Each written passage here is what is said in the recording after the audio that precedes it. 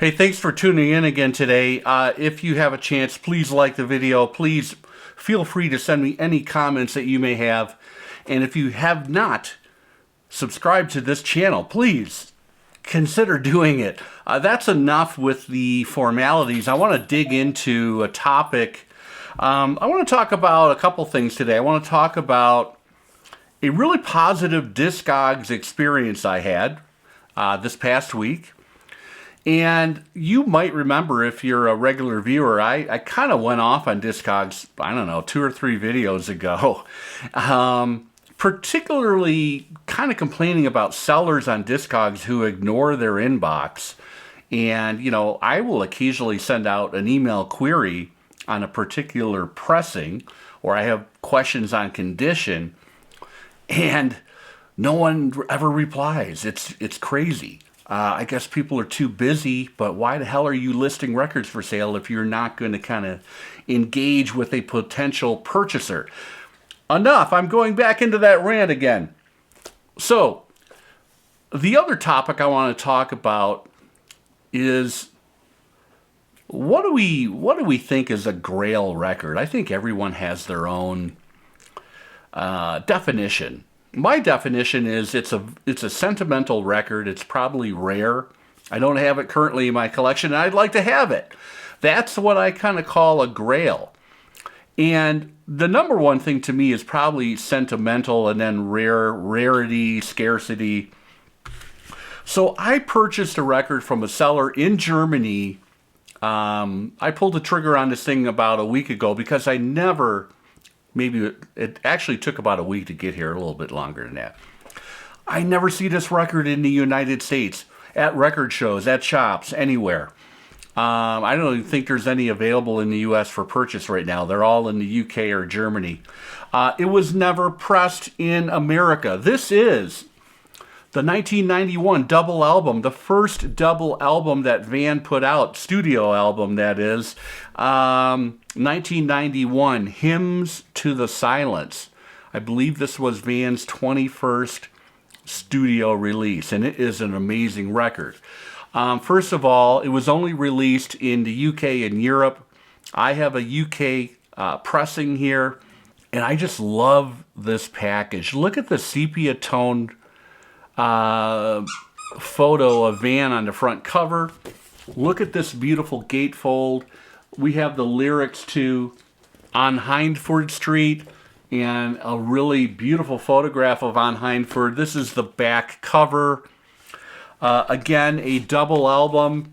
It was mastered at the Townhouse.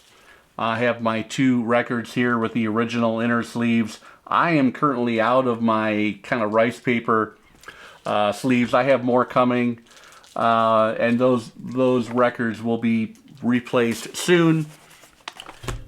So I'm going to show the tracking on this record. This was fantastic. I mean, I had updates coming from Germany, you know, multiple times a day, and I'm going to show you some of the tracking on that. So it's not super expensive. It was about a $60 record, but like I said, you never see this in the United States. And I want to go back in time to when this was released. In 1991, I was living in Chicago. I was finishing college. I've talked about it in the past. And there was a new Tower Records store, a superstore, in Lincoln Park on the corner of Clark Street and Belden. So just as you're kind of entering Lincoln Park, you're leaving Old Town.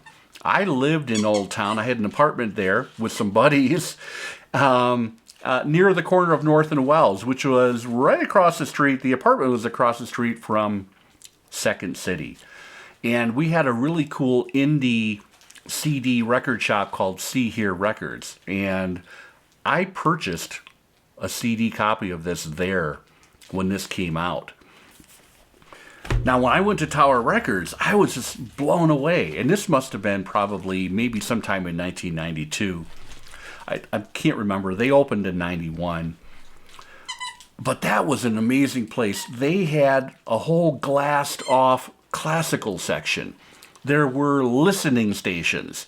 There was tons of vinyl. And I remember talking to myself, walking these aisles and shopping around, thinking to myself, who the hell's still buying vinyl records?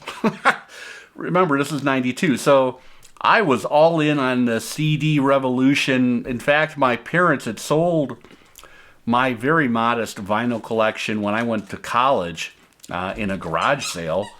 Never gotten over it, although it was a very modest collection. So I started building up a huge CD collection, and Van in 1991, God, he was on a hot streak.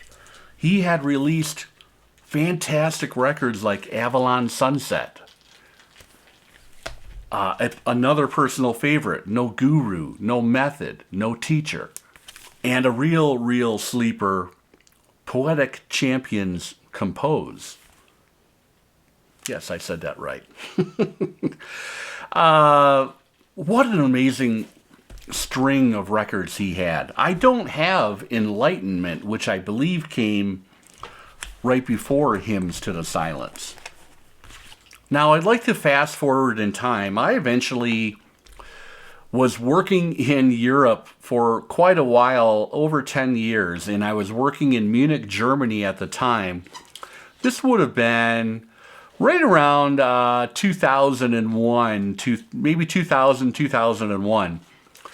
My CD for Hymns to the Silence was long gone in the several moves that I had made. I remember buying another used copy of this CD, and eventually made its way with me. I worked in South Africa for a year.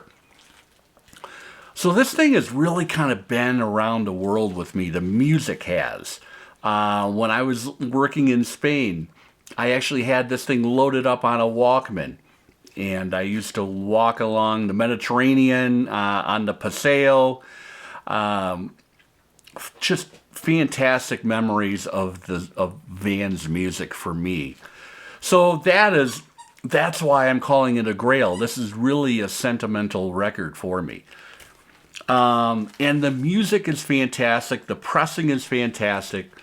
I'm not feeling it anymore. If you're not familiar with this thing, go stream it. By all means, and pick up the CD if you're not willing to invest in the record. But I will tell you, it's a fantastic pressing. Mastered at the Townhouse. This album is a real sleeper in his catalog. There are a few instrumentals with a real kind of jazzy feel to them. Of course, he's got Georgie Fame on this record, on piano and Hammond organ. Van himself is doing playing guitar, harmonica, alto sax. I Can't Stop Loving You is a big, let's call it a minor hit for Van. Of course, it was a cover. That leads off side 2 on the second record. And then the last song on side 2 clocks in at about 9 minutes. Take Me Back. Just a gorgeous piece of work. Hymns to the Silence on Hindford Street with a lot of kind of a Van spoken interlude. This is a spellbinding record. I highly recommend it in any format. I've had them all. And so happy to now have this in my collection. This was on Polydor. Here is one of the records. You can see the condition. I mean, this seller in Germany, I think I have their business card. I'm going to put that up as well. Just fantastic. Love the tracking. The shipping was not super expensive. So I will occasionally, reach out on Discogs and go overseas if I have to for a Grail. A little more background, and then I'm going to let everybody go. I've got a big basketball game tonight I need to watch. University of Michigan, round 1, NCAA tournament. This was recorded at a really cool, these studios in the UK in the countryside were called residential studios. Usually they had lodging, and they had a really cool recording situation there, relaxed, etc. It was recorded at a place called the Wool Hall. That is where the final Smiths studio record was recorded as well as at least one Tears for Fears record. And Van, I think he recorded 4 records here, including No Guru, No Method, No Teacher. He actually ended up buying the studio. I'm going to put up some shots of this studio. The place has been refurbished. I think there's a new record producer who actually bought the whole facility, and they have an apartment or a home on site. It looks really cool. I would love to visit this place. It's in Somerset, in the countryside, and it was called the Wool Hall Studios. So that's that. A little personal Grail for me. A fantastic experience with Discogs. Really happy, and thanks for tuning in. Check out this record, Hymns to the Silence. Take care.